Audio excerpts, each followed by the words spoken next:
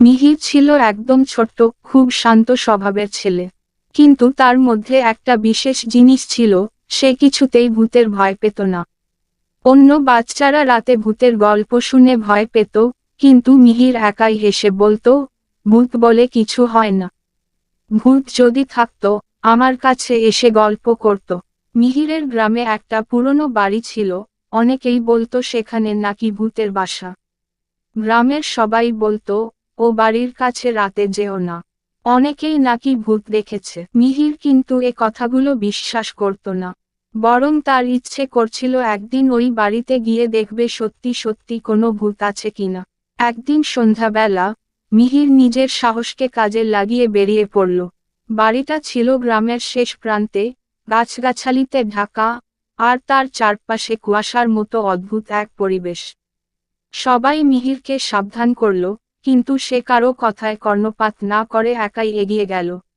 পুরনো বাড়িটার দরজায় পৌঁছে মিহির একটু দ্বিধায় পড়ে গেল, কিন্তু সে ভাবল, ভয় পেলে চলবে না, আমি সাহসী ছেলে।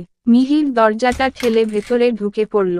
বাড়ির ভেতরটা অন্ধকার, দেয়ালে মাকড়সার জাল ঝুলছে, মেঝেতে ধুলো জমেছে।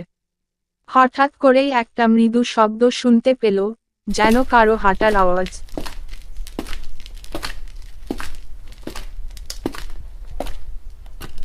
মিহির ভাবল, হয়তো বাতাসের শব্দ, ভূত তো কিছু নয়।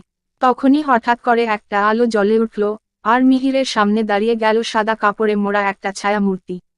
মিহিরের হৃৎপিণ্ড জোরে ধুকপুক করতে শুরু করল, কিন্তু সে ভয়ে চুপ করে থাকল না। সে জোরে বলে উঠল, তুমি কে? ভূত নাকি? ছায়ামূর্তিটা কিছুক্ষণ চুপচাপ দাঁড়িয়ে রইল।